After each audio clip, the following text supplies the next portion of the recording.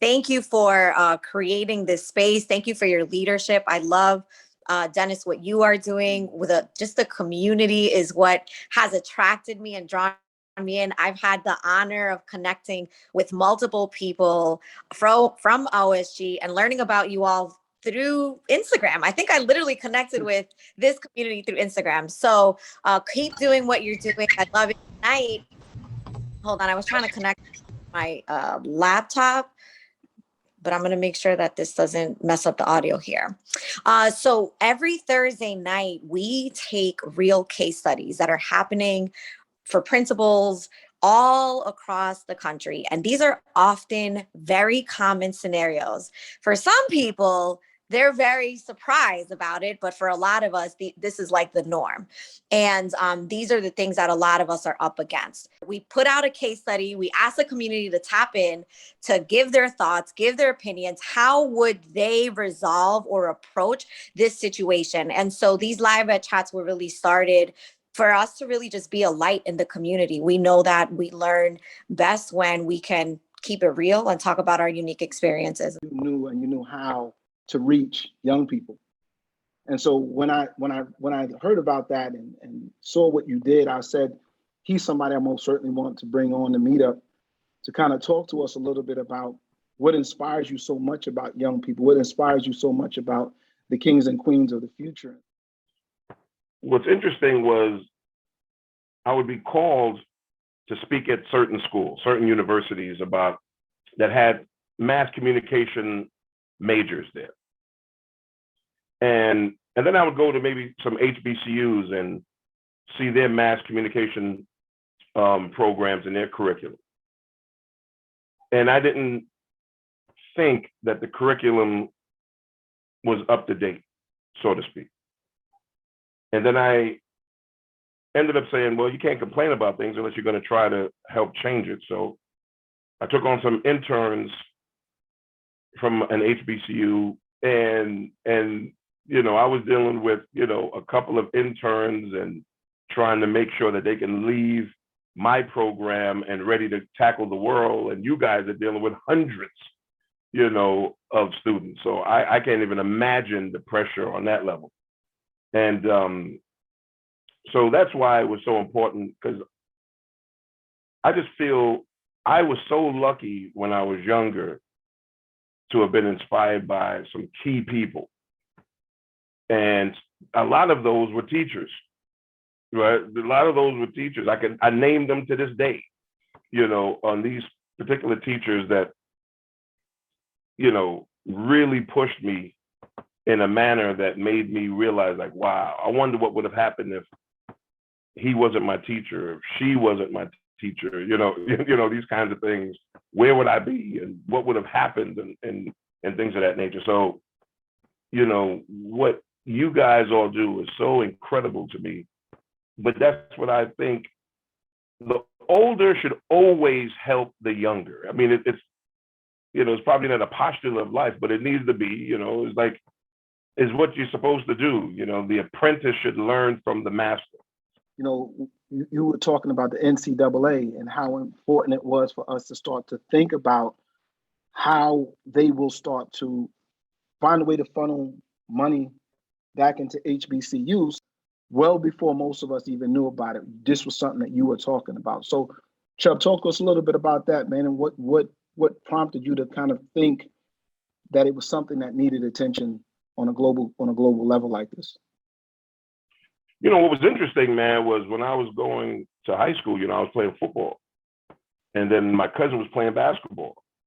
And I didn't take football seriously like that. I thought it was cool. I loved it. But I already knew I was going to be doing something different. He really wanted to play basketball, and that was his love and his dream. And then, because we were all close and I was watching things and then got into music, I had friends that were playing and I'm going to their school, right? Me, Hot Dog, we're touring and we're going to school to see friends that are playing sports and they're starving. And we're like giving our money away. Like, hey, you don't have any money here for the books. You don't have this, here's that, here's this. And I was like, wait a second. And then when I did an article, I think in 91, I said it in that article about that the NCAA have they're making billions of dollars and their players, you know, are starving.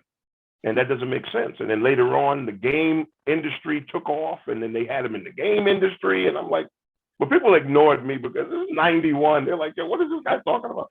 But as you go further in life and you see that the billions turn into real billions, like tens of billions, it's ridiculous. Like literally, I can imagine Dame Dash being in one of those meetings representing a couple of those players saying, what, we're not making no money here? You know, I got to play how many games? And we're making nothing. You got me, you got my boy in EA Sports, and you got his likeness here and there and there. And, you know, the merch is billions of dollars. And it's really unfair.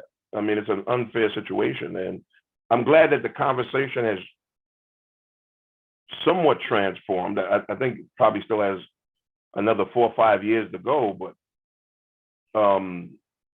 and it's us that's being taken advantage of, right? You know, African American athletes that are being taken advantage of. The question I have for you is, as you speak, you sound like an educator to me. And so for you, from your perspective as a parent, and your experience as an artist, as a celebrity, what parallels do you see between what you do and what we do as educators? What we do can never compare to what you all do. They can never do it.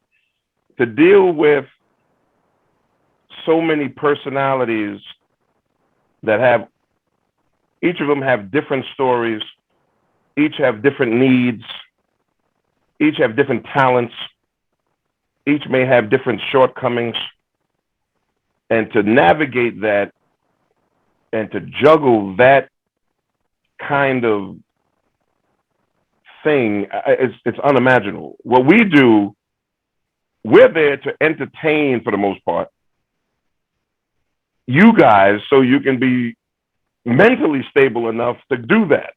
I think is the only part we play in this, because what you guys do is remarkable.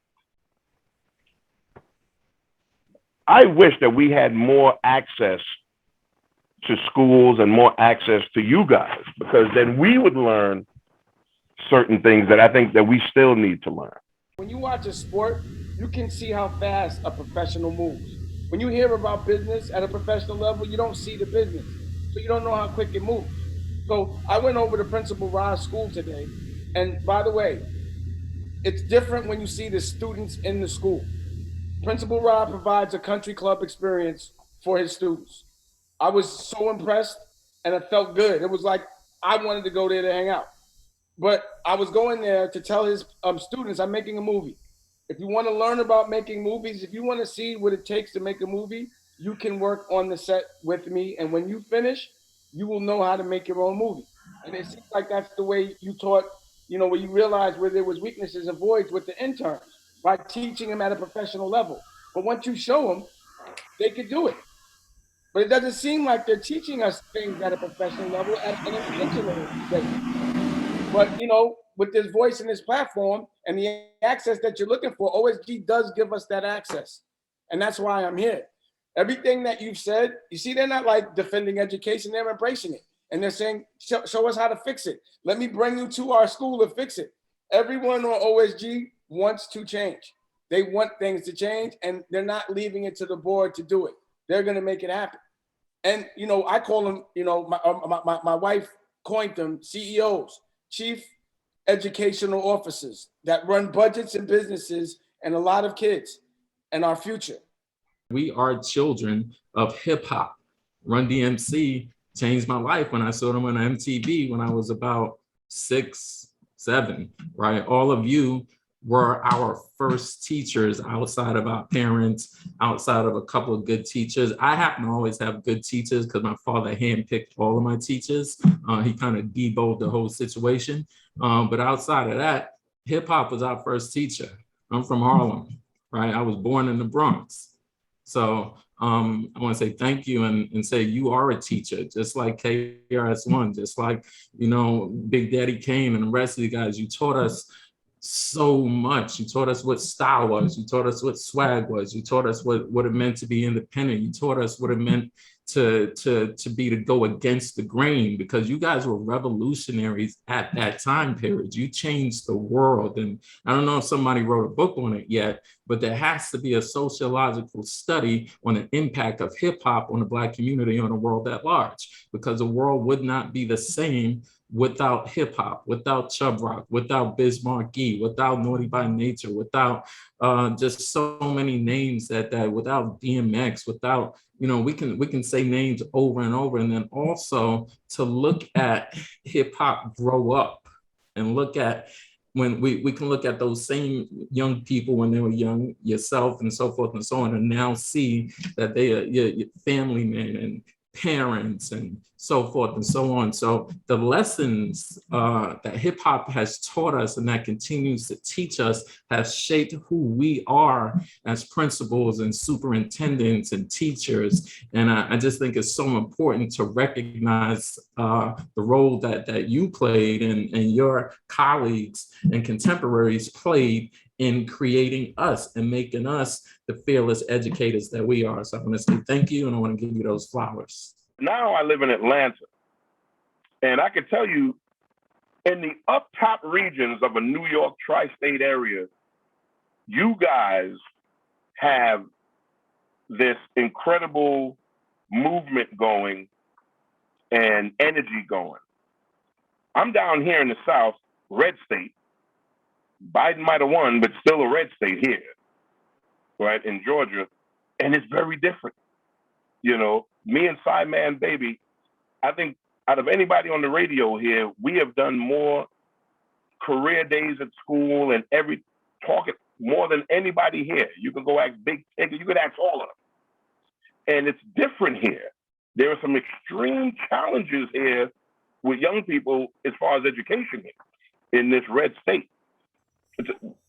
It's a different culture, and I'm glad that you guys are changing that and, adding a different flair to it. It's incredible. And that's why I'm on the call.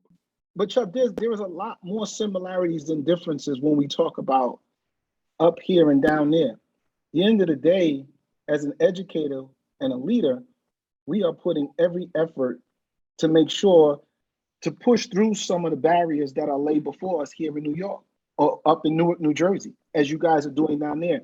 It's a slightly different obstacle, but it's still an obstacle nonetheless. And the way you combat that is through leadership.